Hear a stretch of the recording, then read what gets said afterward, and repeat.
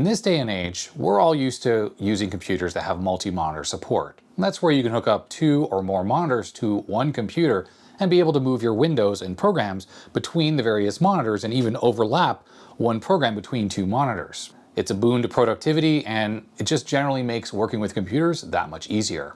When I try to think back onto what exactly originated the idea of multi-monitor support in the sense that we use it today, the Macintosh 2 line was introduced by Apple Computer around 1987, and it brought to the table multi-monitor support by using multiple video cards inside the computer, and it works exactly the same way we'd expect it to work today.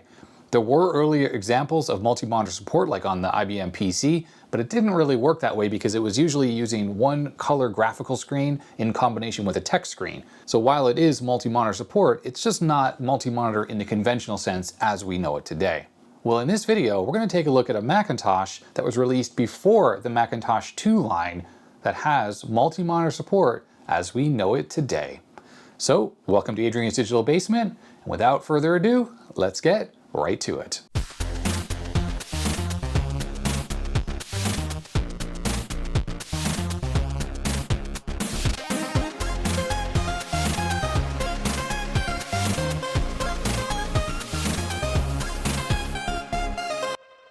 And here's the machine we're going to be talking about. This is a Macintosh Plus from 1986, and while this seems like a pretty normal Macintosh Plus, there's actually something kind of special about this machine.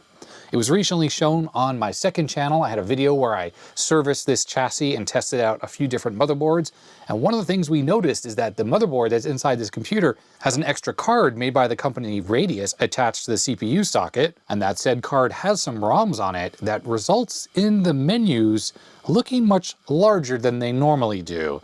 In fact, take a look at the file menu. It actually scrolls here, which is unusual. We're just running regular system 6.07, so that's absolutely not normal. So let me turn this computer off and let's take a look at this board that's inside the machine.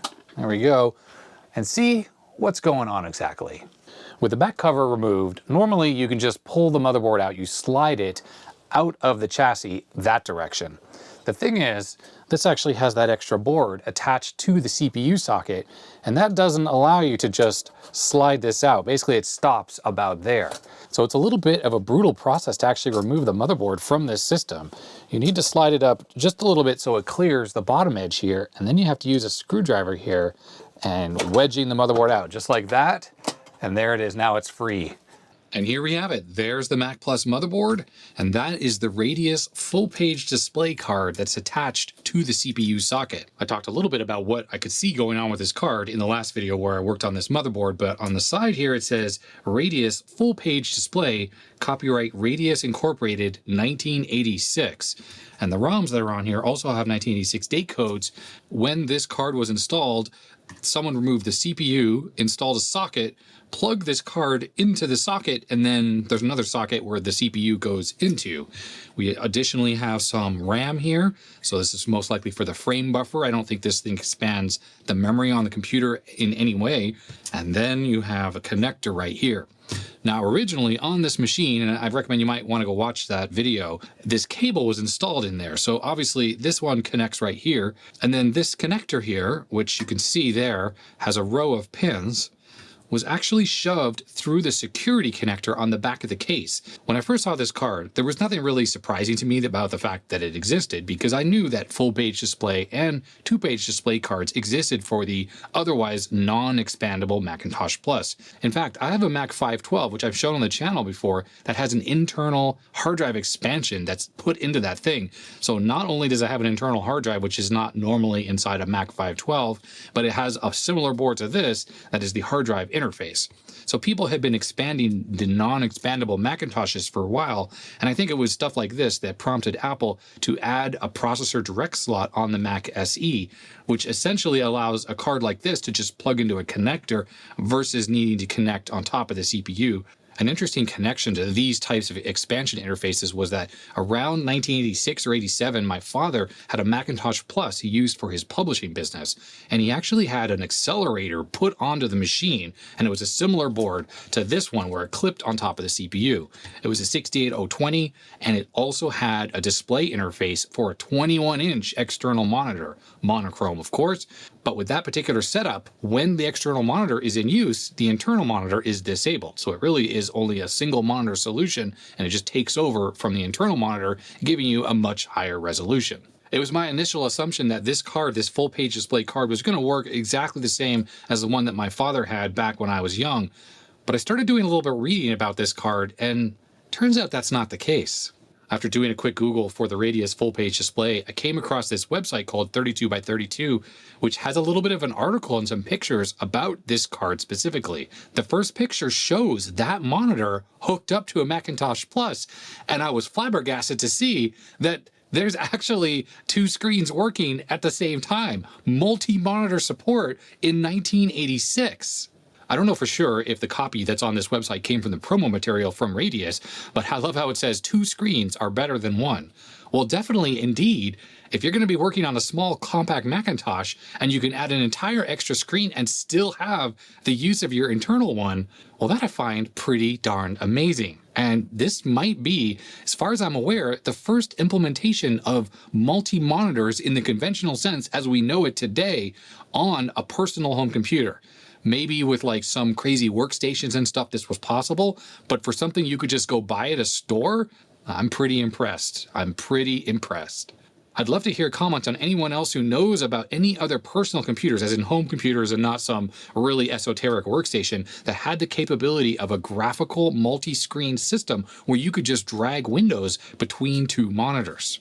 And in fact, it's this article that goes on to talk about this exact fact, saying that we often remember that March 87 was the start of an era of external displays for Macintosh with the Macintosh 2 line. But it was in October 86 that Macworld magazine heralded the 2-headed Macintosh in a story about this full-page display setup for the Macintosh Plus that allowed multi-monitor support. The article highlighted the ability to move windows freely between 2 screens with a new kind of virtual 2-dimensional space. Like, revolutionary, honestly.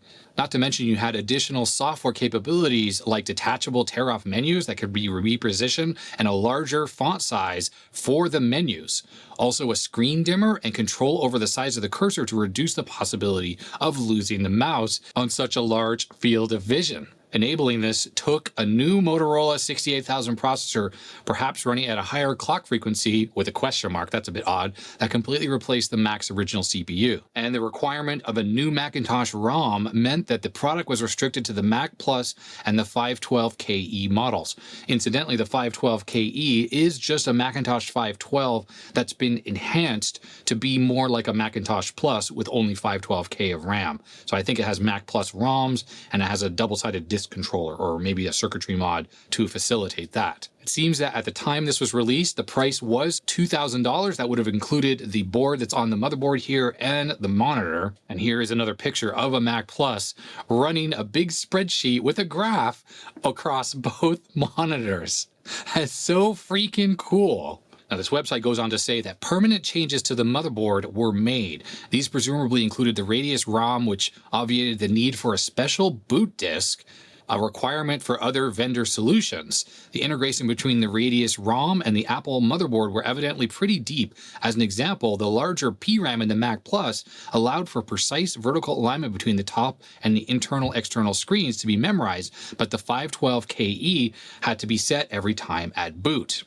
Now, having looked over this motherboard, I'm actually skeptical that any changes were made to it, and I can look down on the original ROM sockets that are underneath the card, and it definitely looks like those are the original ROMs. So I don't think anything has been changed, and I think the 2 ROM chips that are on this board right here are overlaid on top of the original ROMs, or the CPU is redirected to these ROMs versus the ones on the motherboard, and that's how the larger menu font is activated.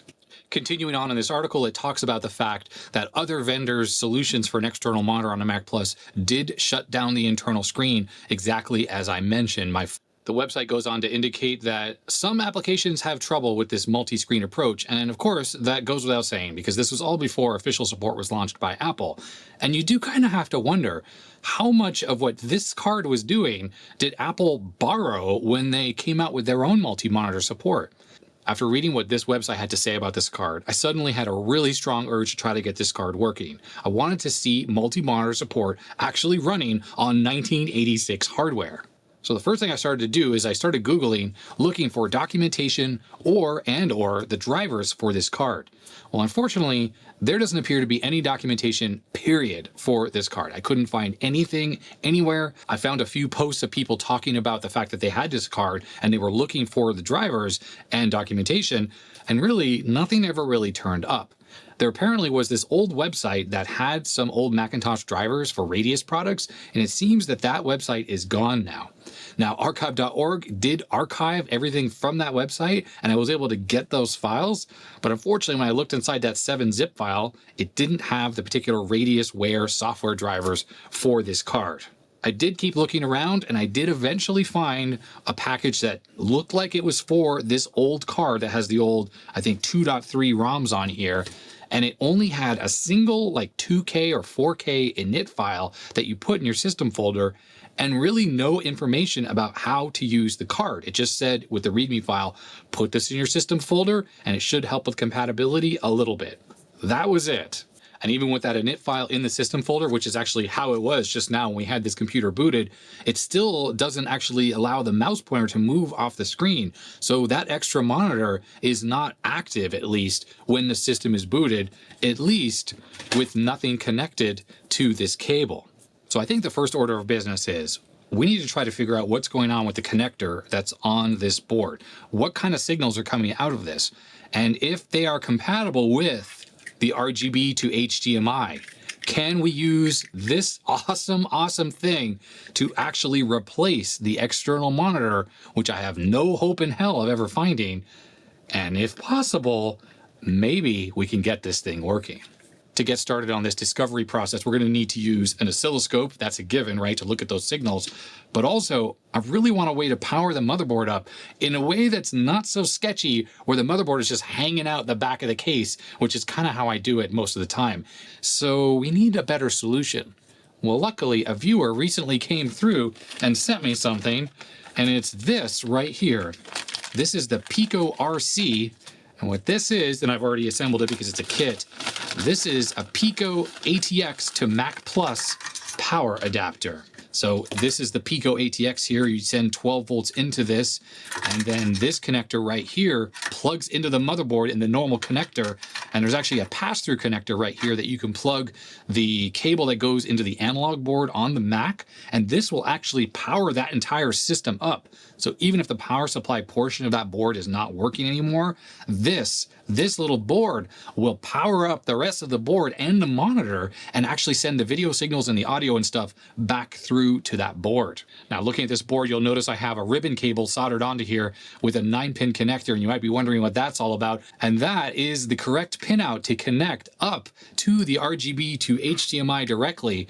And that means that with this and this, you can actually have the Mac Plus sitting on your bench and outputting a video signal to a modern monitor or my capture setup without needing the entire rest of the chassis. And using this is as easy as just connecting it up to the motherboard like so.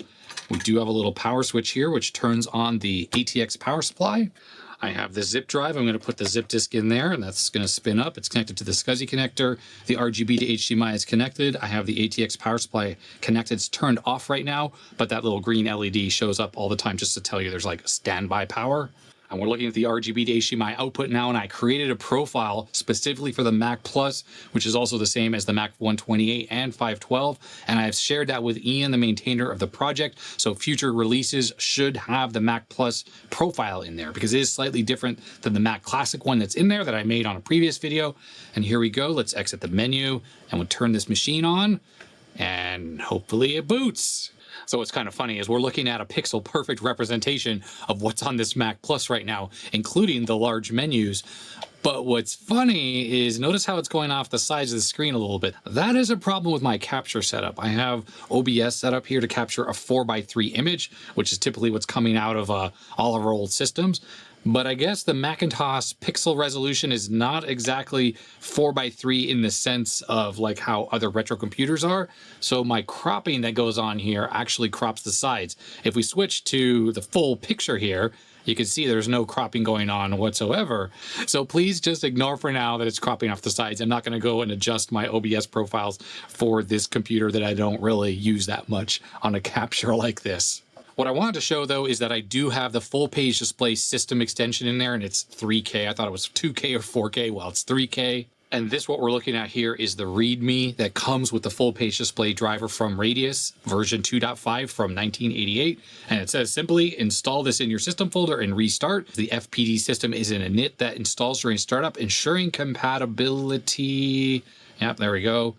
With Apple's latest system release. All previous versions of the Radius display software, including Radius Update, it's kind of annoying, there's no way to zoom on this version of Microsoft Word, should be taken out of the system folder. Also, if you have the Radius Accelerator, you should have the Radius Accelerator dated 88 or later, blah, blah, blah. Okay, well, anyways, that's a processor accelerator board with like a 68020 on it, I think.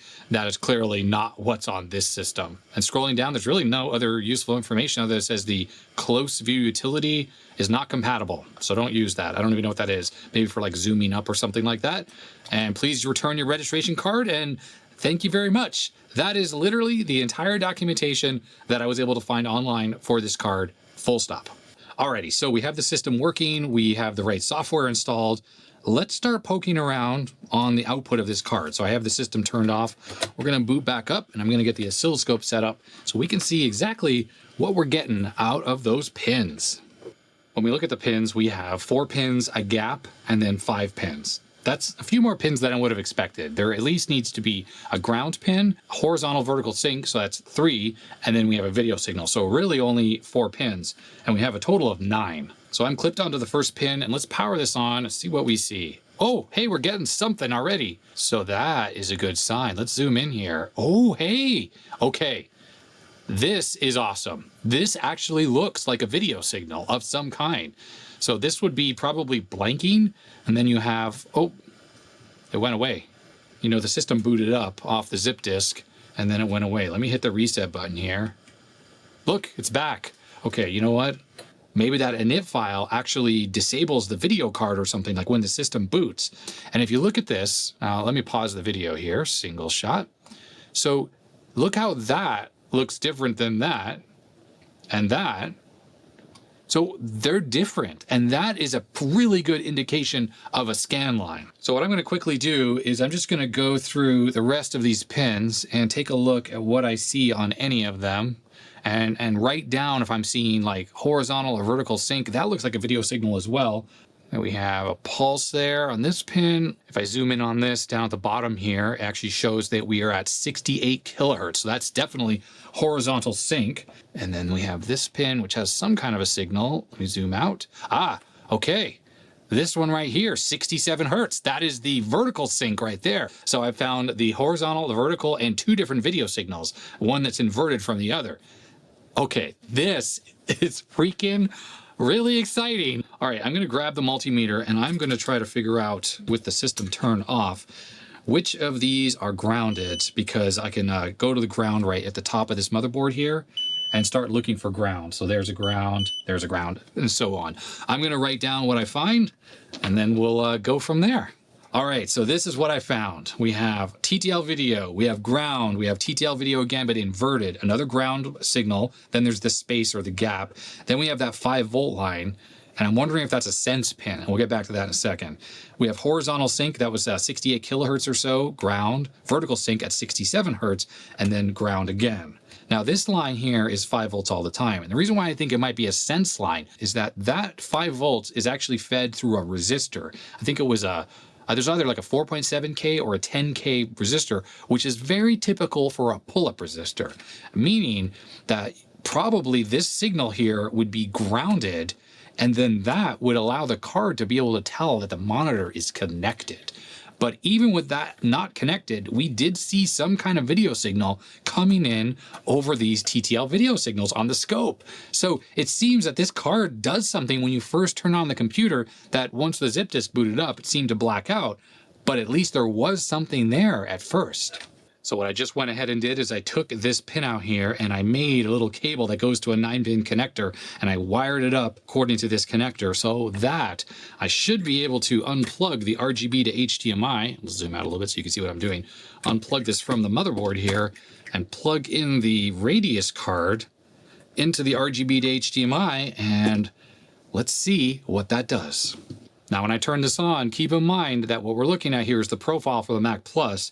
So I expect that we're going to see hopefully something, but it's not going to be correct because obviously the sync rate and everything is completely different on the Radius card than on the Mac Plus motherboard. So we turn that on. Oh, okay, we're getting something. The flashing is normal. So we're getting a black screen. Oh, you know why? Because I connected it to one of the TTL video connections, and the Mac Plus outputs an inverted signal. So you have to invert it. So I think look, okay, it's flashing, but we're absolutely positively getting some kind of graphics there. Now, as I was saying, it's inverted because I think I connected to the pin on here that is not inverted.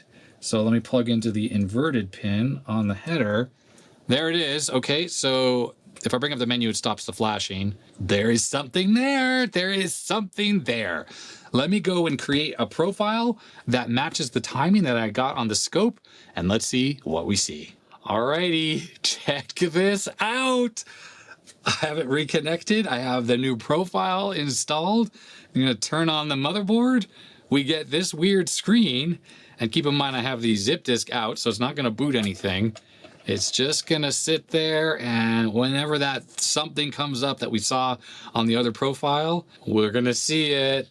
There it is, Radius Inc. full page display, 1986 version 2.3.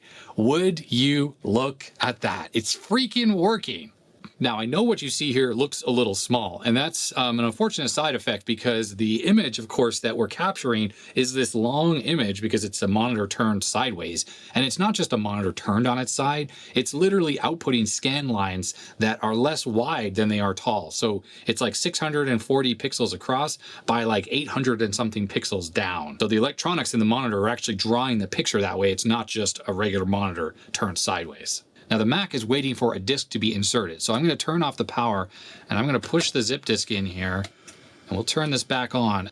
So the system is booting off the zip disk right now. And I'm wondering if it will clear this little splash screen as it boots up into the OS. And maybe that's a factor of that FPD. Oh, there it went. Yeah, so that might be a factor of that little system folder thing that I copied in there that is doing that. I mean, that's the only other thing I could imagine.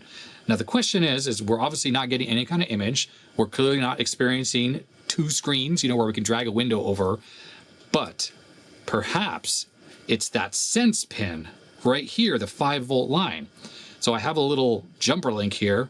Let's hook up that signal between ground, which is just there's a bunch of ground pins. I'm going to connect it here to ground. And I'm going to connect it right here. And we're going to turn on the system again. And let's see if that changes anything. What's gonna happen? What is going to happen? Oh, okay. Look at this. There's a mouse pointer on the screen. Sweet.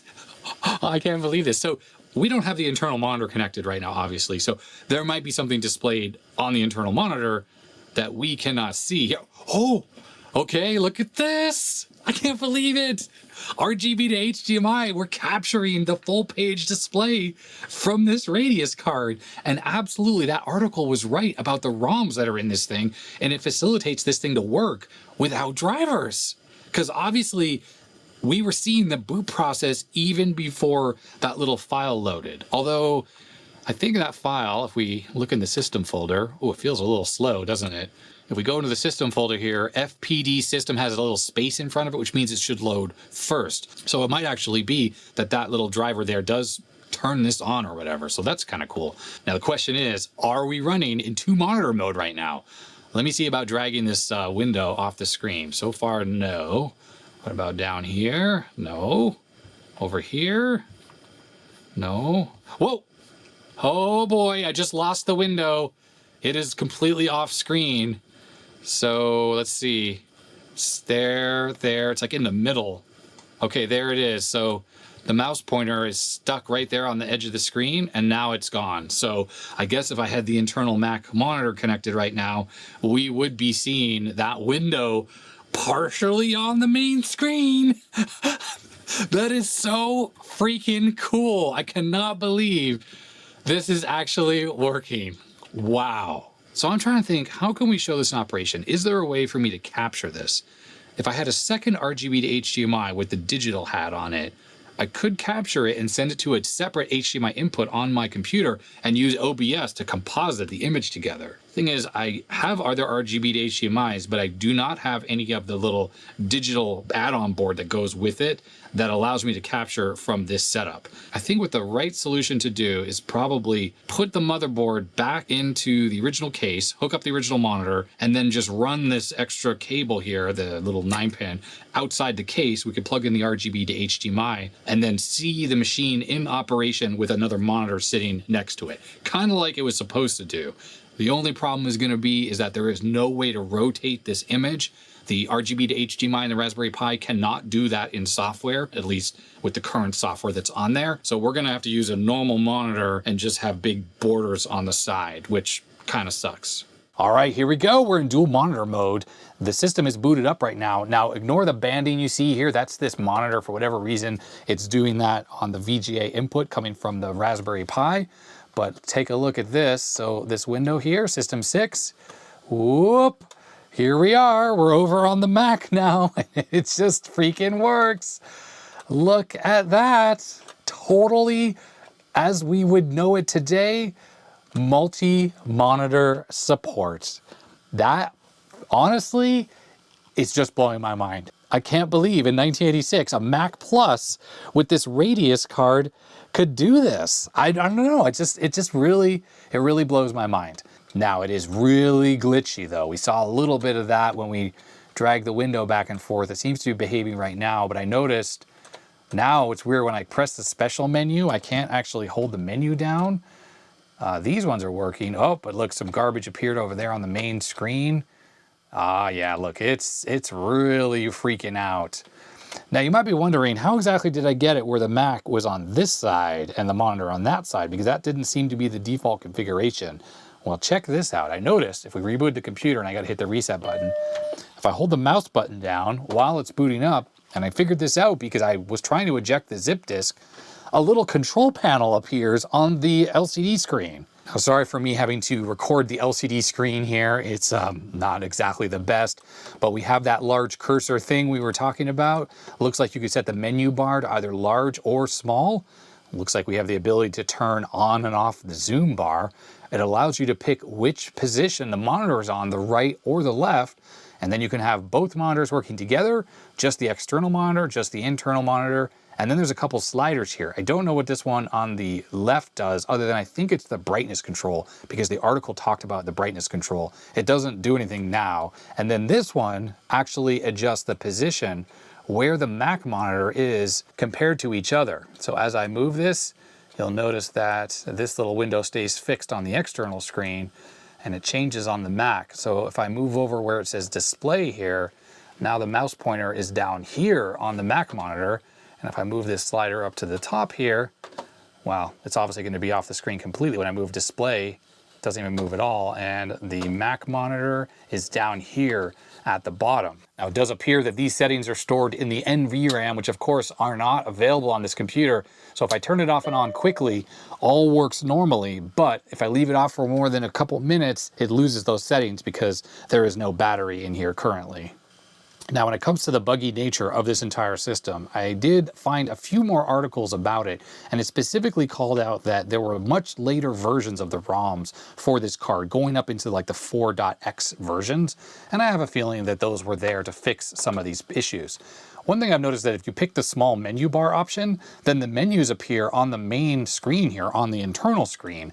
So it's sort of similar on a modern Macintosh when you drag your menu bar between which screen you want it to be as the home screen. There still is a menu bar over on that screen, but obviously there's nothing visible on here, and this one here has got all the menu items. So to really demonstrate the true dual monitor nature of this thing, I've loaded up TrueBasic, which is a basic interpreter for the Macintosh. And over here you can see the program listing, and over here we have the output. So if we run this program, we should actually see the output once this starts to run, and this computer is there kind of slow. There it goes. That is the output of the basic program, while we have access to the actual basic listing over here on the side. Now it looks like while this is running I can't scroll through, but it's nice to be able to have your output and your program on two different monitors, much like we would do today. And when we hit stop, the output stays there, but of course over here on the monitor on the side I can edit the text as is normal. Imagine in 1986 doing this kind of thing. I'm not sure my 11-year-old brain in 1986 could have even wrapped my head around being able to do stuff like this. This is freaking amazing. And I can't believe this is running on 1986 hardware with 1986 software and ROMs. Truly amazing. Well, I think I'm going to end this video here. I cannot believe this works. You can see by the smile on my face how amazed I am that I actually got this working, especially because it seems impossible to find the documentation for this card. But lo and behold, all that integration work that Radius did with the Mag Plus ROMs paid off because it just kind of works. I did try running the system without that Radius init in the system folder, and it didn't actually change any of those slight corruption and other glitches that I had witnessed. But I did play around with TrueBasic quite a bit with a keyboard connected, and this program seems to work perfectly without any issues whatsoever in this multi-monitor configuration. I also tried running some games where they ran on this screen and they all did seem to work, although of course we were looking at a small window in the middle because they're all designed to run on this internal screen if you're running period correct games, and they don't really know how to handle the larger resolution of this external monitor. As far as the rotation goes on this screen, I went ahead and I sent a message to Ian, the maintainer of this project, and I asked if rotation would be possible to be implemented, and apparently it's not very easy. So that might come in the future, which would make a really good solution in this case, because we could use a monitor and just turn it sideways and really have the true experience of the full page display paired with this Macintosh with this Radius card. I'd also like to point out how freaking awesome this little power supply project is. It really came in handy on this Macintosh Plus here working on this machine. There are also kits available for a whole bunch of other systems like the Apple II GS, the original Apple II, the Osborne 1. There's also one for the Macintosh SE and SE30, not to mention some more generic kits that allow you just to wire it in to whatever computer you're working on, and it just allows you to bypass those really sketchy old power supplies and then run the entire system, off of a regular 12-volt power supply. Most excellent. This is so handy. So there we go. I'd love to hear your thoughts on this amazing 1986 multi-monitor solution, potentially the first ever in a consumer product. And the fact that I was able to get it working on the RGB to HDMI speaks volumes about how amazing the RGB to HDMI project is, because it is such a versatile Swiss Army knife type tool for these retro computers. And this is a perfect example right here of that. I've already sent this profile over to Ian, the maintainer of the project. So this profile should actually be included in future releases of the software. So if you want to hook your Radius full page display up to the RGB to HDMI, you can do so as well with that profile. And finally, I'd just like to thank my patrons. Their names are scrolling up the side of the screen. They literally make my channel possible. It means so much to me. They are rock stars. Thank you very much to all of them. If you want to become a supporter of the channel, you can do so with the link in the description below. And hit that subscribe button if you haven't already. Comment down below all the usual YouTube junk. You know how it all goes. And that's going to be that. So stay healthy, stay safe, and I will see you next time. Bye.